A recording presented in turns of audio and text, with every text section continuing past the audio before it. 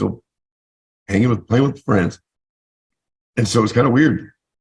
I'm all got a patch on my eye, looking all messed up. I got asked to dance.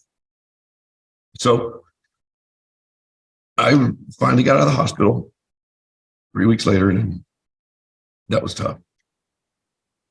The school was kind of weird, freaked out when I showed up with a patch over my eye, and probably horror stories being told that. So they wouldn't even let me go in the gymnasium.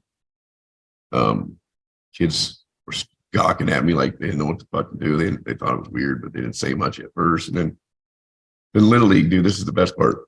So I go back to Little League. I'd made the All-Star team when I was 12-year-old, right? Like the summer before I was at the Y.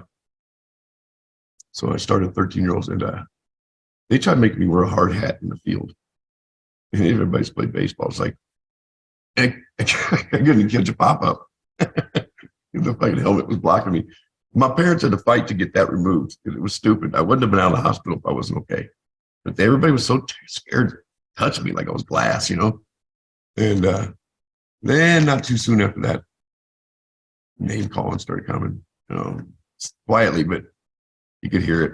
You always hear all that kind of shit, like smash head, crooked face, and one eye. One eye was the best. That was the famous one. Fucking Popeye. I fucking hated it. I begged my parents not to go to school. Begged them. I was done. I didn't never want to go to school ever again. And of course, cooler heads prevailed, and they made me go. And so that's when they called me Popeye. I'd imitate him. Oh, Allen. I was a lot better at it when I was younger. And then I was making fun of myself because I was fucking funnier than they were. I was more funny than they were. And little by little, it got less and less. And then being funny also made me kind of popular. And then I kind of started to be popular. By 8th grade, man, I was kind of a cool kid. But my best friend was part of it. He was the one that was behind me when I got hit first. And he missed 2 weeks of school. How much it fucking affected him. But we were still best friends. So 8th grade, we had a lot of fun. 8th grade was probably my best fucking year. I'll be honest with you. Everybody says senior year, my 8th grade year was my best. Because that was our last year of junior high. We were the kings, man. And starting to get into girls. And we used to throw potatoes and apples and shit at cars when we spent the night at each other's house. It was, if you could get it through the window and hit the person, that's some dumb shit right there. We could have caused some serious. That's like dropping shit over the bridge or something when you're on a highway. But no, we hit one dude with a potato, and that dude come back and was chasing us, and we ended up getting into one of my buddy's house, and we're all down low, and you could see the headlights and shit. It was scary. I'd get beat up by an old dude, but we had a lot of fun. That's the thing. We always had fun doing something. We were never inside. We used to play lob ball. We played lob ball, played wiffle ball. Take one of those in the nuts. But no, wiffle ball was a blast because I'm telling you what, kids don't even know what wiffle ball bat is now, I bet. Play wiffle ball, lob ball, play a little bit of tackle football. Who played sandlot? Who played tackle football? I loved it. I loved those days. Those were some of the best days ever. I mean, can't ever replace those days. But anyway, so yeah, we had a lot of fun. And then I moved on.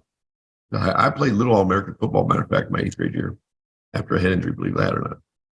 And I was playing middle linebacker, but I didn't realize how small I was till I got to 9th grade. I don't know how I was playing middle linebacker, little All-American tackle football, but I got to high school, biggest high school, second biggest high school in the state. And I didn't play football. I got there with so many, I was tiny. And I wasn't about to go through 2 days and not get a play like that. So I played a little baseball, but I pretty much decided to smoke pot. Yep, that was me. One of the pot smoking jocks. And then I met my newer best friend, but I had a couple of them best friends, but I met him literally. He was one of the toughest in the school as a freshman. I was lucky because I got made fun of a lot in high school. Just a wisecrack by the older fucking school kids and shit. And I was ready to fight them. I wasn't very tough, wasn't very big, but then they kind of stopped because my buddies, my friends, they didn't like that either. So I was pretty fortunate to have some tough friends. And girls, man, it was the best thing. There had all kinds of women. Girls liked me, I guess, some of them. And went to some dances, and then I met another one of my good friends. And this is what he told me. He says, dude, man, I first saw you, man, I want to kick your fucking ass.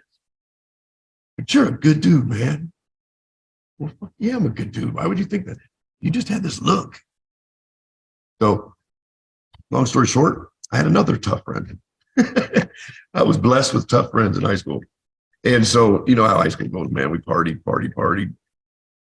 drank, partied, got busted with drinking beer, you know, in the parking lots. Always got busted partying somewhere. I even tripped on acid once. In high school, I did it another time. Man, in high school, that's stupid. I don't even do that's stupid. That was I didn't like that at all. That may have been the worst thing I'd ever tried. Besides, we'll get into that later. But I just remember going to having a lot of fun, man. Went to like several dances. Oh, that's right. I got my heart broke by I guess you could call it my high school sweetheart. I had I don't know if you'll see this, but one of my close friends.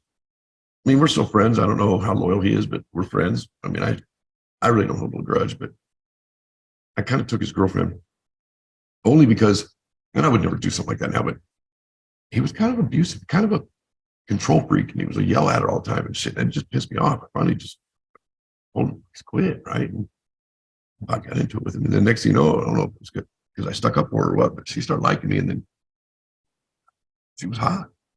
And I'm like, you don't deserve her. So I fucking took her. So she was like for 2 years. But then she broke up with me, man, at my best friend's kegger, and I fucking cried like a baby. Got my heart broke. And long story short, moved on to high school, or I graduated, and I had gotten a little bit of money because of my head injury, my serious head injury. We sued, you know, and you know what it was? I got $42,000 when I turned 18. That's it. And so I would think today's money I'd have got like $1 million maybe. But why? Or my parents or my lawyers were terrible. So anyway, I got 42 grand. And my dad tried to make me wait till I was 21 to get it because he knew I was going to blow it. He didn't win. And so I did blow it. 42,000 gone in 2 years. But my first car I bought was a 2086 Trans Am Firebird T-tops. Badass car. Except it was a lemon. Yep, they had all kinds of problems. But I was a pretty cool kid for a while there. And then they even had a cop after me telling me, where's Mr. Trans Am? Where's Mr. TA at? He like chasing me down all the time. And every time they go to a party, even if I wasn't there, they'd ask for me. They had it out for me. And then finally, I think my parents called and complained or something. He got left me alone for sure. But that's when all the partying started. I really got into some more stuff. Man, I ain't gonna lie, some harder drugs, stupid stuff like cocaine, and you know, I never did any of that like meth. I just did cocaine and tripped on acid, and that was some dumb shit there, man. I don't know how many people do that. That's why I say that the Gen X, you guys, we grew up in an era where you literally either went to the army, drug treatment,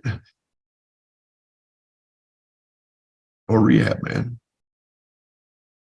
or jail.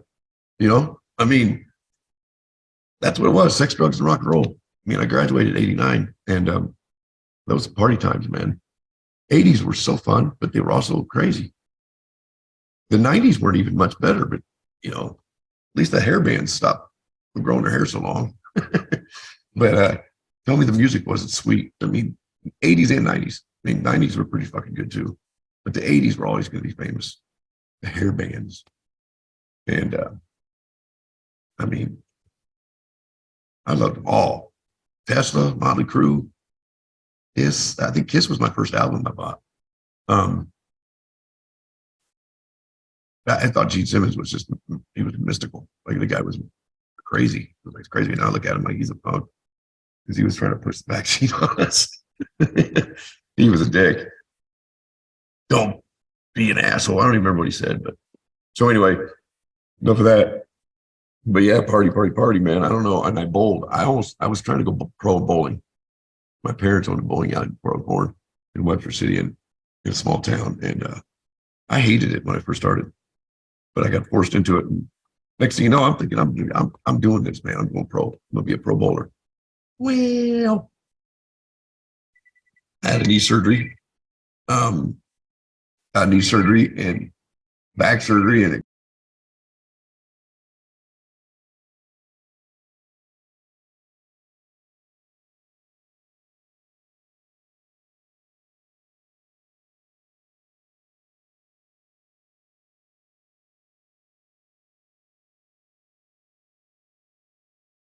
so why I hear what I'm doing this for is to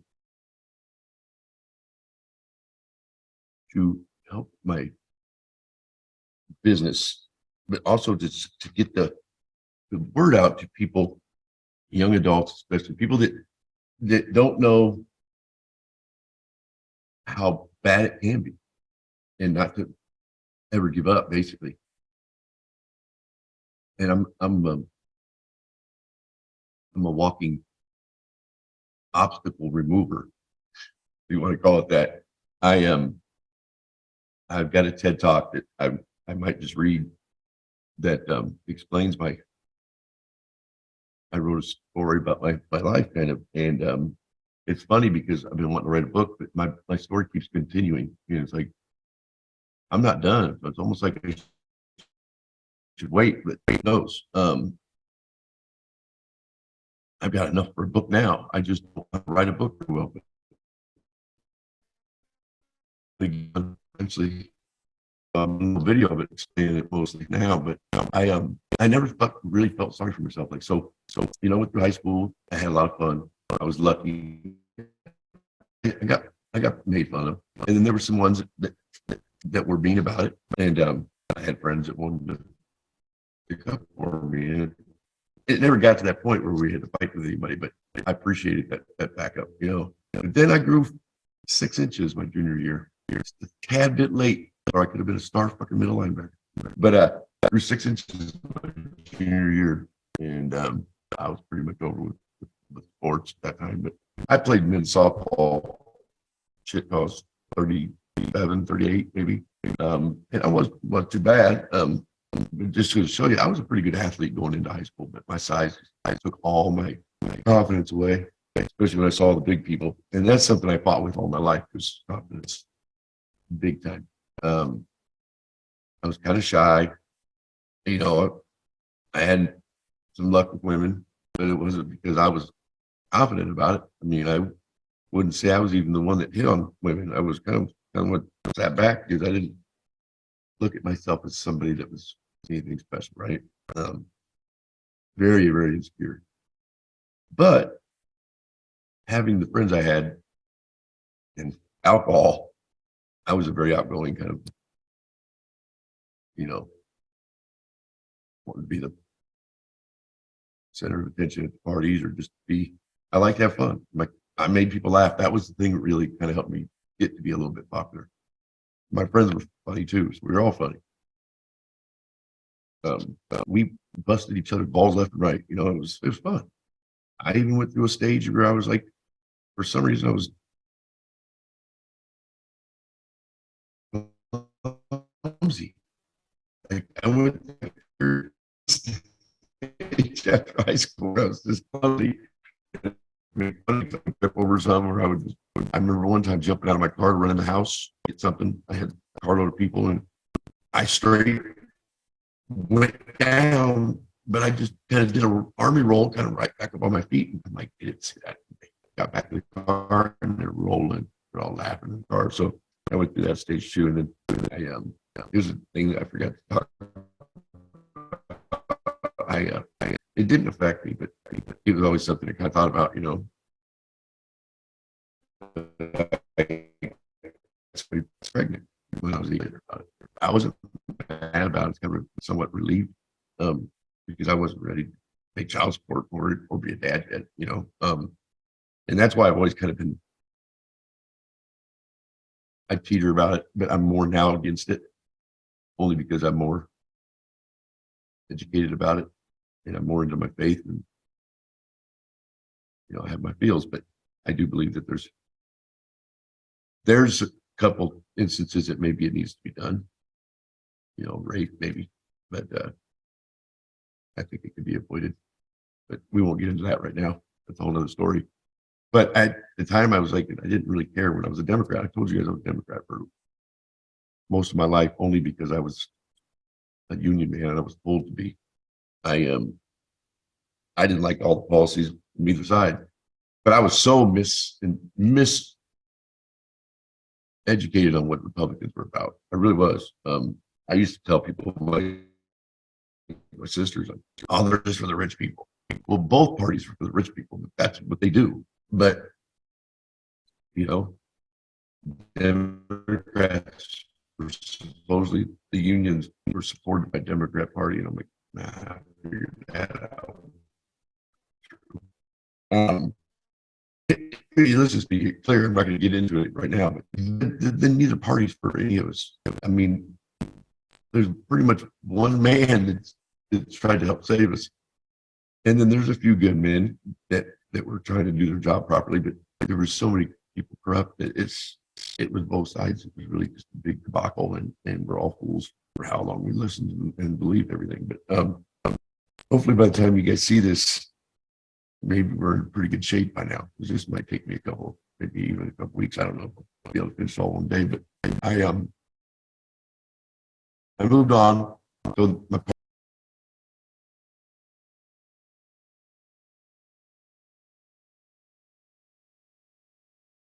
it was in my left ear though, but I had severe skull fractures. They had a brain doctor, brain surgeon there too. They didn't know if they were going to have to do surgery on my head or what, and they never had to. But I had 3-year surgeries, and I was in the hospital for 3 weeks. And I remember fucking hated it. Like, I was so sick of eating that food and shit. And then it was a pretty serious deal. I made the front page of the Des Moines Register, or my local paper. 12-year-old Des Moines boy. 12-year-old Des Moines boy injured in YMCA accident. This would be it. I don't know if you can see that. It's a full out, and there's a full article of it. Goes to another half of it, but that was just kind of the start of it. And then I went on to, back to 7th grade. The funny part about this was I had a few people come to my school and talk to me, and so a couple of girls came up to the hospital, and I got asked to the sweetheart dance. I had never even got into girls yet. I was still playing with friends, and so it was kind of weird. I'm all got a patch on my eye, looking all messed up. I got asked to the dance, so I finally got out of the hospital 3 weeks later, and that was tough.